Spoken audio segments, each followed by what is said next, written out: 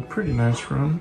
Elvis. And this car, we've got a store. Look at that, it's a little grocery store almost. Got chocolates, you got ingredients, you even got toothpaste. I wonder whose job it was to collect all this vintage packaging and stuff.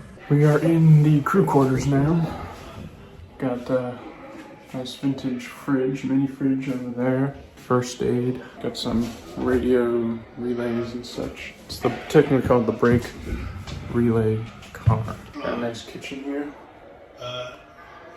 And some good seating. I think I'll take a seat for a bit. Hey look, it's another train. Wow. Here's one of the trains I saw from the window, and I'm very curious to see what is behind this big round thing. It's a radiator. Cool. Yeah, I always wondered what was behind these things. Now I know. That's a bright light. And we have a majestic yet uncomfortable seating area. The clearance in this car is a bit lower. Only in some parts. I'm assuming this is second class. And just like that, I'm on the platform. Looks very lavish in here. But at least this window has a little less glare. Fancy. And there it is, the control room. Gosh, the glare on these windows is brutal. Why do they insist on keeping all the windows? I need a polarized lens for this, I swear. That's a bit better. This one seems like a regular size train in terms of height, but the further down you get, the larger it gets. And that is massive. But this one is even bigger. Size matters. Look at that interior design. And this is the post office.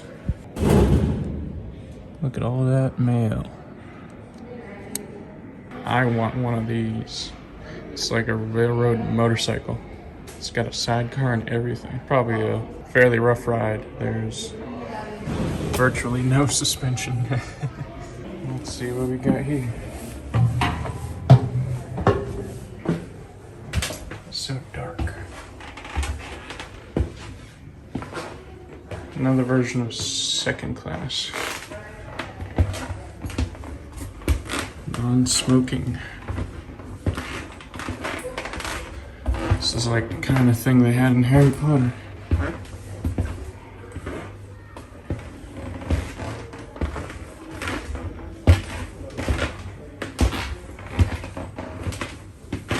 Another spicy article. Girls Fun album. This is the gents' toilet.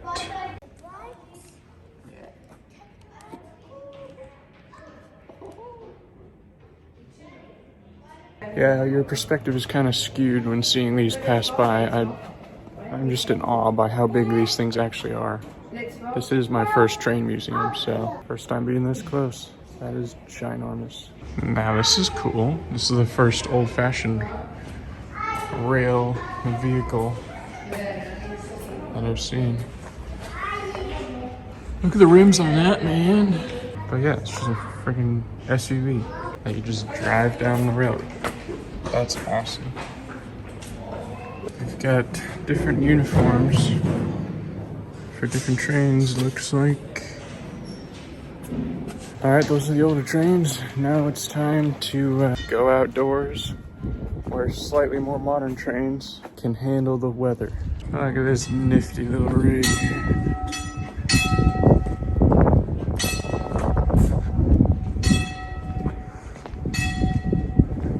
Aerodynamics. Where we're going, we don't need aerodynamics. It's a very flat train. I guess that's where the conductor sits, up there. We've got some really old trains in here. Looks like they are due for a lot of refurbishing. I think this is just a junkyard, honestly. I believe this rig right here is what they use to build railroads. It kind of has like a bridging sort of feature, so you can go over the gaps and drop down a new track or something like that. I think that's what it's for, I'm not sure. I've seen modern ones, videos of them doing that, but.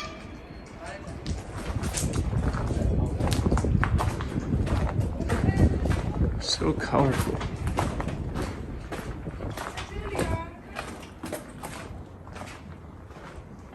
Wow, now these are some nice looking trains. Ooh, look at the horns on that.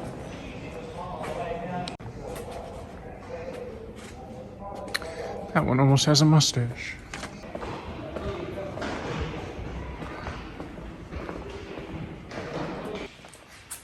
There we go. Full access to the control room.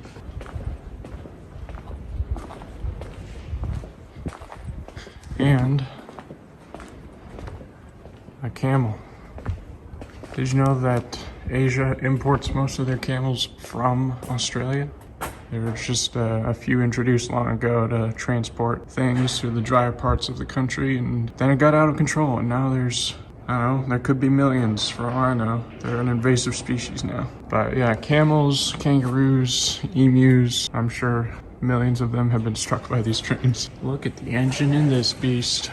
That is massive. Probably weighs the same as 2 cars. But that was nothing compared to the engine in here. That is huge. Wow.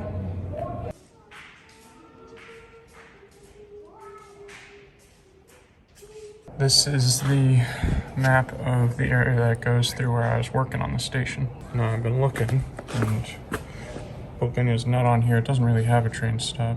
In general, I think the closest thing is Warina, because we're not too far from the Northern Territory border.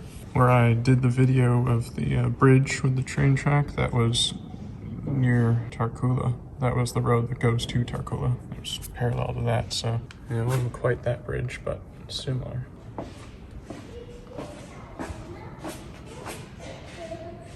That's a tiny door. Are you supposed to go through that? It's like a little over 3 feet tall. That's it for trains. Now we get a look at the station operations. Operator, operator, operator. Oh, operator, operator. Oh, operator. Lots of signage. I believe that is a cat. 2 cats. I guess it gets lonely in some of these stations. And here's the big part. Look at those levers. You can totally derail a train if you do that wrong. Right, dude? Yeah, that's what I thought. Now let's see how I do with operating a train. Boom.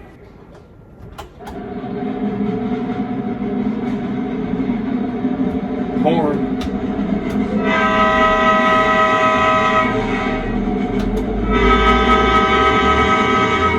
That's awesome.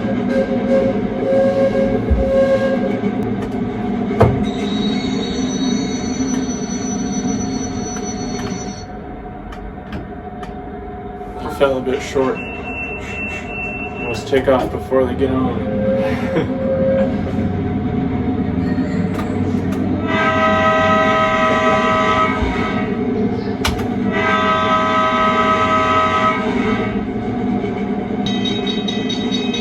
I think I just saw an Audi R8. And then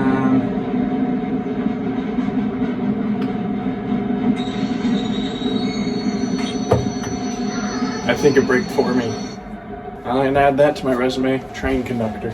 Sweet setup. Here's another one of those rail bikes. Looks like this was a consumer version, just for quick trips. Bring your kids to school, I guess. And you'd just have to keep an ear out, and if you came across a train, just pull it off the tracks for a bit and then put it back on. But it looks pretty heavy, so I don't know. All right, there was a few more things I could have done there, but I do really want to get to this Maritime Museum. I still got a couple hours before I need to go to the movies, so that's where we're headed. Let's go see some old ships.